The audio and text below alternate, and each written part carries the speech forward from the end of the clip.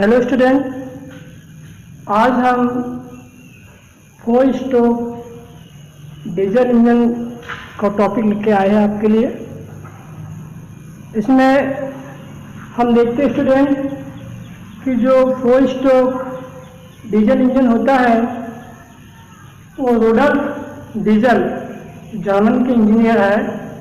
Rudolf diesel 1892 में इन्होंने compression ignition engine का आविष्कार किया और इन्हीं के नाम पर डीजल इंजन पड़ा। 1892 में जब इन्होंने कंप्रेशन इग्निशन इंजन का आविष्कार किया तो इन्हीं के नाम पर जो है वो डीजल इंजन पड़ा। डीजल इंजन में हम देखते हैं स्टूडेंट कि फ्यूल का जो उपयोग होता है वो डीजल का उपयोग करते हैं, फ्यूल के रूप में डीजल का उपयोग करते हैं। इसे पहले वाले वीडियो में हमने देखा था कि पेट्रोल किस तरह काम करता है और कैसे इंजन में दहन होता है। उसी प्रकार आज हम ये देखेंगे कि डीजल का दहन कैसे होता है, डीजल को कैसे जलाया जाता है। डीजल को जलाने के लिए क्या करना पड़ता है। तो इसमें पेट्रोल और डीजल में थोड़ा सा अंतर ये होता है कि पेट्रोल इंजन में पेट्रोल और हवा को दोनों को सिलेंडर के अंदर लाया जाता है और स्पार्क प्लग के माध्यम से चिंगारी देकर पेट्रोल को जलाया जाता है, जबकि डीजल इंजन में ऐसा बिल्कुल नहीं होता। डीजल इंजन में शुद्ध हवा को सिलेंडर के अंदर लाया जाता है, उस हवा को कंप्रेस करके उसके प्रेशर और तापमान में वृद्धि किया जाता है और ऑटोमाइजर मतलब इंजेक्टर के माध्यम से हाई प्रेशर से फ्यूल उस पर छिड़का जाता है और फ्यूल के छिड़कने से फ्यूल जल जाता है और ब्लास्ट होता है। इस प्रकार हमको शक्ति प्राप्त होती है। तो इन क्रियाओं को संपन्न कराने के लिए हमें 4 स्ट्रोक करनी पड़ती है, 4 क्रियाएं करनी पड़ती है, सक्शन की, कंबशन की, पावर की, एग्जॉस्ट की। तो ये क्रम से हमको करना पड़ता है और फ्यूल को जलाना पड़ता है। तो हम इसमें देखते हैं स्टूडेंट कि 4 स्ट्रोक डीजल इंजन में फ्यूल किस प्रकार दहन होता है। तो बात करें सबसे पहले 4 स्ट्रोक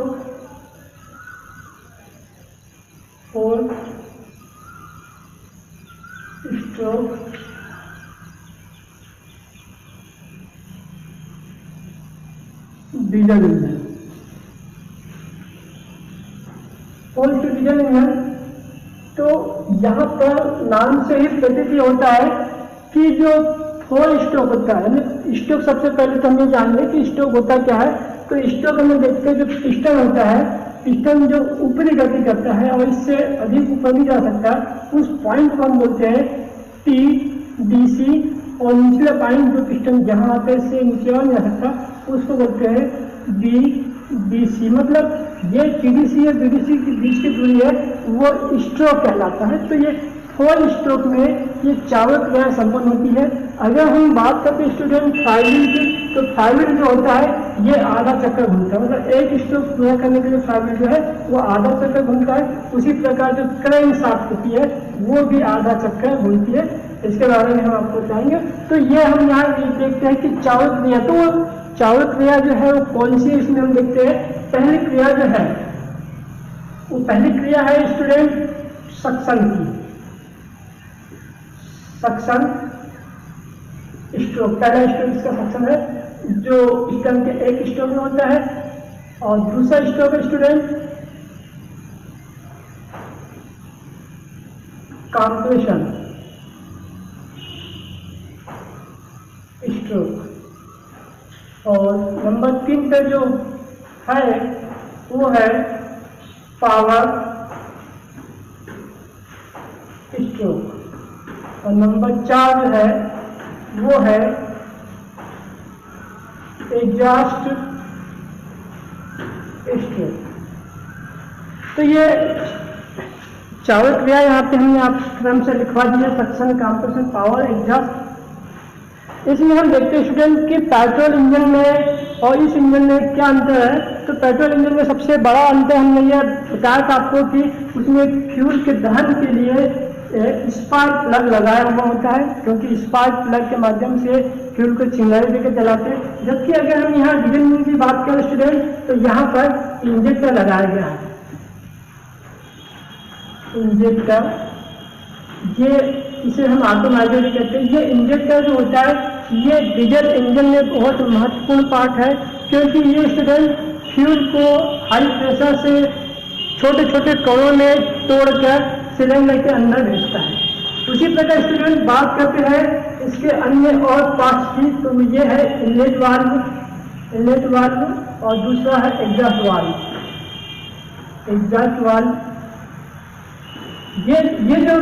ये वाला जो कहलाता है, ये पोर्शन जहाँ पे हवा को दबाया जाता है वो कहलाता है कंबसन चेम्बर।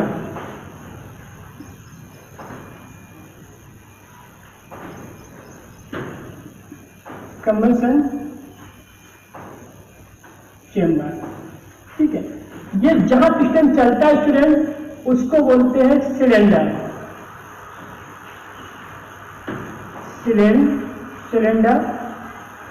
और जो एक क्रिया जो स्टोव पूर्ण करता है, ये पार्ट्स को बोलते हैं, जो ये पूर्ण करता है, इस पार्ट्स को पिस्टन बनाता है। पिस्टन और पिस्टन से और क्रैंकशाफ्ट से दोनों को जोड़ने में काम करता है कनेक्टिंग रॉड।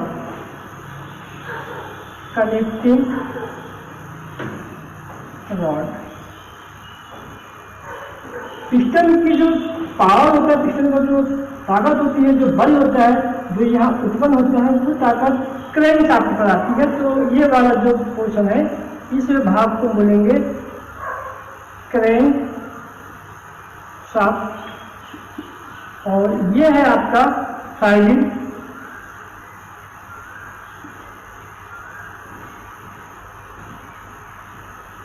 तो यहाँ पर स्टूडेंट हमने कुछ इसके इम्पोर्टेंट पार्ट्स आपको लिखवा दी है।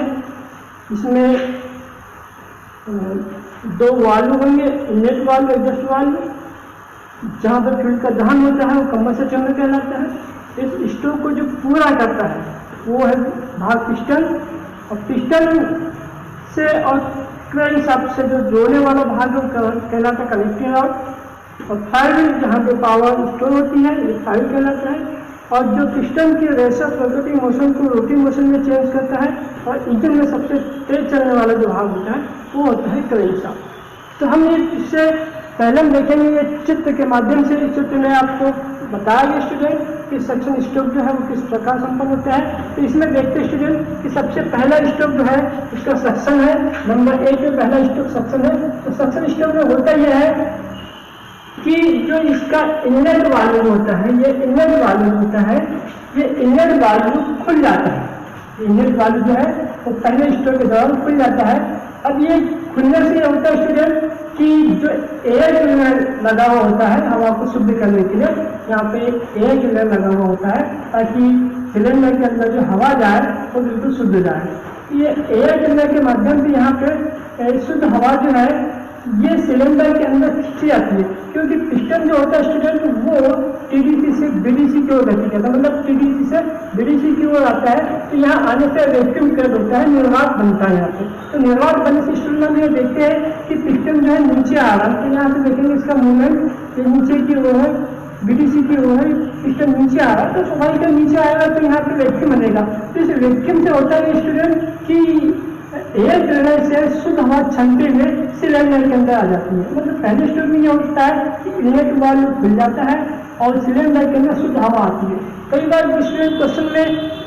क्वेश्चन कई प्रकार से ये भी बनता है कि क्या डीजल इंजन में चार्ज के रूप में क्या इस्तेमाल किया जाता है। तो हमको ये बताना है कि डीजल इंजन में सक्शन स्ट्रोक के दौरान जो सिलेंडर के अंदर आता है वो होती है शुद्ध वायु, क्योंकि शुद्ध वायु को ही दबाया जाता है, कंप्रेस किया जाता है। तो पहला स्ट्रोक यहाँ पे पूरा हुआ स्ट्रोक की जो इंजन द्वारा में खुला और शुद्ध हवा जो है हमने सिलेंडर के अंदर ले लिया। इसमें देखते स्ट्रोक की शुद्ध वायु जो है सिलेंडर के अंदर आ जाती है। इसका जो नेक्स्ट स्ट्रोक है कंप्रेस स्ट्रोक। एक कंप्रेस स्ट्रोक में देखते स्टूडेंट इसको संपीड़न स्ट्रोक बोला गया है और सक्शन स्ट्रोक को चूसन स्ट्रोक भी कहते हैं, चूसन, और इसको संपीड़न स्ट्रोक बोलते हैं। अब संपीड़न स्ट्रोक में होता यह है कि जो इनलेट वाल्व होता है और एग्जॉस्ट वाल्व जो होता है, ये वाल्व होता है, दोनों वाल्व बंद होते हैं। दोनों वाल्व की कंडीशन ये होती है स्टूडेंट कि दोनों वाल्व जो है वो बंद होते हैं, और जो सक्शन स्ट्रोक के दौरान जो हवा, शुद्ध हवा सिलेंडर में आई थी, उस हवा को दबाया जाता है। दबाने से उसके तापमान में वृद्धि होती है, और तापमान में वृद्धि होने से जो है तापमान वृद्धि होती है, उसके प्रेशर में वृद्धि होती है, और पिस्टन जो है वो बीडीसी से टीडीसी को जा रहा है। अगर देखेंगे आप यहाँ पर, अब देखेंगे स्टूडेंट दूसरे स्ट्रोक में, दूसरा स्ट्रोक है कार्बन स्ट्रोक, इसमें देखेंगे वाल्व कंडीशन जो है वो क्या है, दोनों वाल्व बंद है। तो इससे पहले हम देखेंगे कि क्या पहले स्ट्रोक में क्या हुआ था, कौन सा पास्ट कैसे चला था, कितना चला था। तो इसमें इस चार्ट के माध्यम से हम देखते हैं स्टूडेंट कि इसमें जो पिस्टन है ये अपना पहला स्ट्रोक जो है पूरा करता है। पिस्टन जो है पहला स्ट्रोक पूरा करता है, पहला स्ट्रोक पूरा होता है।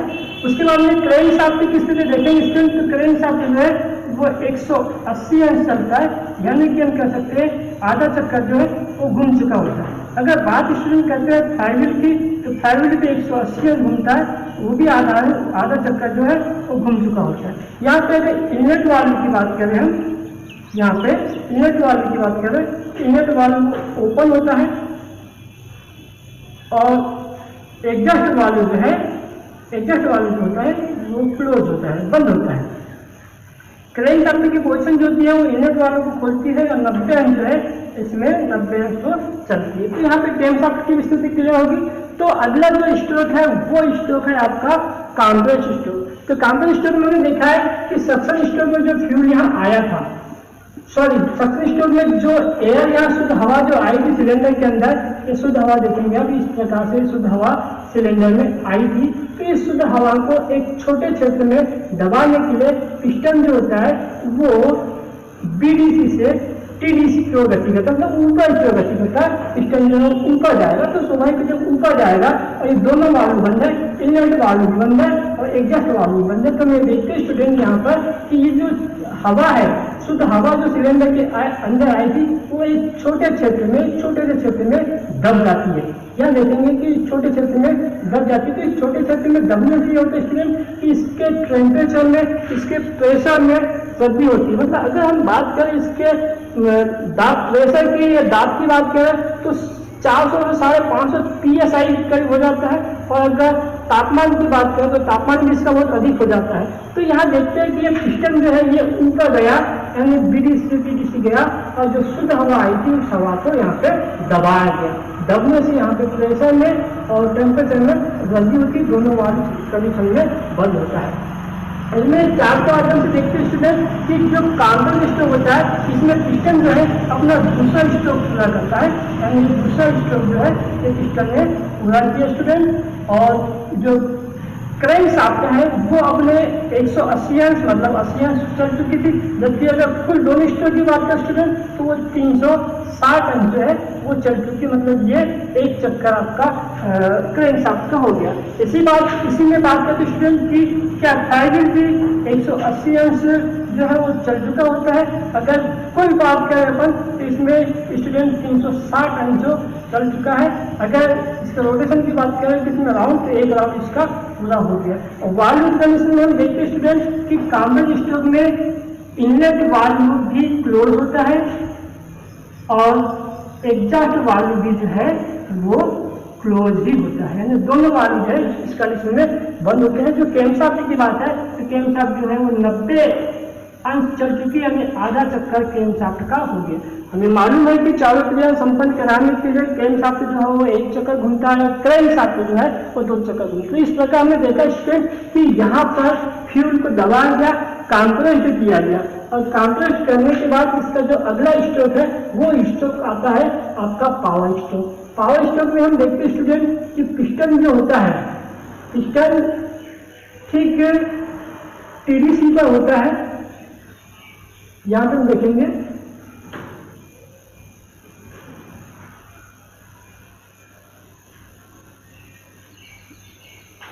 बात करते स्टूडेंट हम पावर स्ट्रोक। ये पावर स्ट्रोक जो है हमारे लाभकारी स्ट्रोक में आता है, क्योंकि पावर स्टोव में हमें शक्ति प्राप्त होती है और उसी शक्ति को हम यांत्रिक कार्य के लिए इस्तेमाल करते हैं। तो पावर स्टोव में हम देखा था कि जो यहाँ पर हवा जो आई थी उस हवा को हमने कॉम्प्रेसर स्टोव में दबाया था, क्योंकि यहाँ पर फ्यूल है नहीं है। तो उसके बाद जब ये पिस्टन जो है वो टीडीसी से मतलब कॉम्प्रेसर स्टोव का जब अंत हुआ था और पावर स्टोव का जब प्रारंभ हुआ था और पावर स्टोव में जब पिस्टन जो है वो टीडीसी से बीडीसी की ओर जो है वो आने वाला आता है तो इसमें हम देखते हैं स्टूडेंट कि पिस्टन जब नीचे आता है तब यहाँ पर इस ऑटोमाइजर के माध्यम से या इंजेक्टर के माध्यम से जो है वो फ्यूल का छिड़काव होता है या फ्यूल छिड़क दिया जाता है। क्योंकि फ्यूल जो होता है स्टूडेंट यहाँ पे तापमान अधिक होता है, प्रेशर ज्यादा होता है, इस वजह से ये इंजेक्टर के माध्यम से छिड़का हुआ फ्यूल जो होता है वो बहुत धमाके के साथ तेजी से वो जल जाता है। फ्यूल के जलने से यह होता है स्टूडेंट कि पिस्टन जो है वो तेजी से नीचे की ओर गति करता है। मतलब हम ये देखते हैं कि पिस्टन जो है वो टीडीसी से बीडीसी की ओर आता है, टीडीसी बीडीसी की ओर आता है और अपनी पावर जो है वो क्रैंकशाफ्ट को प्रदान करता है। क्रैंकशाफ्ट को देने के लिए बीच का जो मदद से जो माध्यम जो है वो कनेक्टिंग रॉड है, कनेक्टिंग रॉड से पावर जो है फ्लाईव्हील तक आती है। तो इस प्रकार स्टूडेंट हम ये देखते हैं कि पावर स्टोव में जो पावर है ये हमारा लाभकारी स्टोव है जो फ्लाईव्हील तक आती है। इसका अगला स्टोव देखेंगे, यहाँ पे चार्ट के माध्यम से देखेंगे कि पावर का एक तीसरा स्टोव होता है। इसमें हम एक चीज और देखते हैं स्टूडेंट कि क्या सक्शन स्ट्रोक में पिस्टन जो है वो टीडीसी से बीडीसी चला था। अगर हम कॉम्प्रेसर स्ट्रोक की बात करते हैं तो कॉम्प्रेसर स्ट्रोक में पिस्टन बीडीसी से टीडीसी चला था। पावर स्ट्रोक की बात करते हैं तो पावर स्ट्रोक में स्टूडेंट पिस्टन जो है वो टीडीसी से बीडीसी की ओर चलता है। इसका ये तीसरा स्ट्रोक है, इसका तीसरा स्ट्रोक है। अगर हम बात करते स्टूडेंट क्रैंकशाफ्ट की तो क्रैंकशाफ्ट जो है वो 180 अंश जो है फिर चल चुका है। मतलब अगर टोटल अंश की बात करें तो ये 540 अंश जो है वो क्रैंकशाफ्ट जो चल चुका है। इसके बाद स्टूडेंट बात करते हैं फ्लाईव्हील की तो फ्लाईव्हील जो है वो भी 180 अंश चल चुका है। अगर कोण की बात करें तो 540 अंश हो चुका है। अगर इसमें बात करते हैं वाल्व की स्टूडेंट तो इसमें इनलेट वाल्व भी क्लोज होता है यानी बंद कंडीशन में होता है और एग्जॉस्ट वाल्व भी जो होता है वो बंद होता है। इससे दोनों वाल्व जो होते हैं बंद होते हैं और क्रैंकशाफ्ट का अगर हम चक्कर देखें तो 90 अंश क्रैंकशाफ्ट का हो जाता है। इस प्रकार हम देखते हैं कि यहाँ पे क्रैंकशाफ्ट जो है वो 270 अंश करीब चल चुका है। पहले में 90 चला था, दूसरे स्ट्रोक में 180 और तीसरे में 270 ये चल चुका है। तो यहाँ आप देखते स्टूडेंट की क्या यहाँ पे अगला स्ट्रोक जो है हमारा वो है एग्जॉस्ट स्ट्रोक। एग्जॉस्ट स्ट्रोक में क्या होता है देखते स्टूडेंट, तो एग्जॉस्ट स्ट्रोक में ये होता है, यहाँ चित्र के माध्यम से देखेंगे कि जो पावर स्ट्रोक में जो फ्यूल जला था उस फ्यूल के जलने से ये होता है स्टूडेंट कि यहाँ पर फ्यूल के जलने से ये होता है कि वो जो जली हुई गैस होती है, एग्जॉस्ट गैस होती है, वो सिलेंडर में फैल जाती है और उस सिलेंडर में फैलने से क्या होता है वो फैल जाती है और अगली क्रिया संपन्न कराने के लिए जो अगली जो क्रिया है वो कौन सी है, वो है आपका सक्शन। तो अगली क्रिया को पूर्ण कराने से पहले इस जली हुई गैस को हमको बाहर निकालना जरूरी होता है। तो इसको बाहर निकालने के लिए हम स्टूडेंट ये देखते हैं कि इसमें क्या स्थिति होती है। इसमें हम देखते हैं स्टूडेंट की इसका जो यहाँ पे हम देखते हैं इसमें इस चित्र के माध्यम से देखेंगे कि जो अगला स्ट्रोक आपका चौथा स्ट्रोक जो कर दिया था वो एग्जॉस्ट स्ट्रोक। एग्जॉस्ट स्ट्रोक में क्या होता है कि यहाँ पे आपने देखा था कि पावर स्ट्रोक के दौरान जब फ्यूल का दहन हुआ था वो फ्यूल की गंदी गर्द गैस है यानी रेचन गैस है वो सिलेंडर के अंदर फैल जाती है। अब इस गैस को बाहर निकालने के लिए हमें देखते स्टूडेंट इसमें जो इनलेट वाल्व जो है वो तो बंद होता है लेकिन एग्जॉस्ट वाल्व जो है वो खुल जाता है, क्योंकि एग्जॉस्ट वाल्व के खुलने से होता है स्टूडेंट की जली हुई गैस जो है वो बाहर निकल जाएगी। अब ये बाहर निकालने के लिए पिस्टन क्या काम करते हैं देखते स्टूडेंट, पिस्टन जो है वो बीडीसी से टीडीसी की ओर मतलब ऊपर की ओर चलता है और जब ये ऊपर की ओर चलता है स्टूडेंट तो ये देखते हैं कि जो जली हुई गैस है ये सिलेंडर से बाहर निकल जाती है। मतलब एक प्रेशर बनाता है या पिस्टन जो है उसके ऊपर दबाव डालता है ताकि वो जो है बाहर निकले, उसको ढकल के लिए यानी ढकल के लिए जो है वो जली हुई गैस को वो बाहर निकालता है। इस प्रकार स्टूडेंट हम देखते हैं कि एग्जॉस्ट स्ट्रोक में पिस्टन जो है वो बीडीसी से टीडीसी चलता है और वो जहरीली गैस को ढकेलते हुए बाहर निकालता है। इसमें वाल्व की कंडीशन ये होती है कि एग्जॉस्ट वाल्व जो है वो खुला हुआ होता है। इसलिए हम देखते हैं कि अब यहाँ पे निष्कर्ष में निकालते हैं। सबसे पहले इसका चार्ट देखते हैं। तो चार्ट में जो है अगला स्टोक पिस्टन जो है वो बीडीसी से टीडीसी की ओर चल चुका, जबकि ये चौथा स्टोक इसका जो है वो पूर्ण होता है, स्टोक पूर्ण होता है एग्जॉस्ट में। ये 180 अंश जो पहले स्टोक के लिए चलता है। अगर कुल टोटल स्टोक की बात करें हम तो 720 जो है वो डिग्री जो है वो चल चुका है। अगर फाइनल की बात करते हैं स्टूडेंट, तो फाइनल में हम देखते हैं कि 120 मतलब ये 180 यानी 720 ये चल चुका है। उसके बाद हम देखते हैं स्टूडेंट के इनलेट वाल्व जो होता है इसमें, ये इनलेट वाल्व ये तो क्लोज होता है क्योंकि इससे तो शुद्ध हवा सिलेंडर के अंदर थी, लेकिन एग्जॉस्ट वाल्व जो होता है, एग्जॉस्ट वाल्व ओपन होता है और इस एग्जॉस्ट वाल्व के ओपन होने से जहरीली गैस बाहर निकलती है। इसी प्रकार अगर बात करते हैं स्टूडेंट, ये हो गया आपका टेम शाफ्ट का 90 अंश हो जाता है। अगर टोटल की बात करें तो हम यहाँ पर 360 अंश जो है वो टेम शाफ्ट चलती है। तो यहाँ पे स्टूडेंट हम फिर इस चार्ट को एक बार फिर देखते हैं निष्कर्ष निकालते हैं कि क्या इसमें पिस्टन के 4 स्ट्रोक हुए। तो यह निष्कर्ष में निकलता है कि हाँ पिस्टन के 4 स्ट्रोक हुए। बात करते हैं क्रैंक शाफ्ट की, बात करते हैं क्रैंक शाफ्ट की, तो क्रैंक शाफ्ट के 2 राउंड हो चुके हैं, 2 चक्कर हो चुके हैं। बात करते हैं फाइनल की, तो फाइनल भी 2 चक्कर मतलब 720 डीपीएम 2 चक्कर घूम चुका है। यहाँ पे वाल्व की कंडीशन आपको बताई गई है। वाल्व लिखा हुआ है कि जो सक्शन स्ट्रोक में इनलेट वाल्व ओपन होता है और एग्जॉस्ट स्ट्रोक में एग्जॉस्ट वाल्व ओपन होता है। बात करते हैं केम शाफ्ट की, तो केम शाफ्ट जो है वो 1 चक्कर घूम चुका होता है। तो इस प्रकार जो है ये चारों स्ट्रोक जो है ये 4 स्ट्रोक में पूर्ण होता है। अब हम बात करते हैं स्टूडेंट, क्या डीजल इंजन में जब डीजल का दहन होता है तो डीजल के रूप में जो है इसमें ईंधन के रूप में हम डीजल का इस्तेमाल करते हैं। पहली बात ये आती है स्टूडेंट कि क्या इसमें फ्यूल कौन सा इस्तेमाल होता है, तो फ्यूल जो है वो डीजल इस्तेमाल होता है। उसके बाद हम बात करते हैं स्टूडेंट इसके दूसरे पॉइंट के ऊपर, क्या सक्शन स्ट्रोक में क्या लिया जाता है, तो सक्शन स्ट्रोक में केवल शुद्ध हवा सिलेंडर में ली जाती है।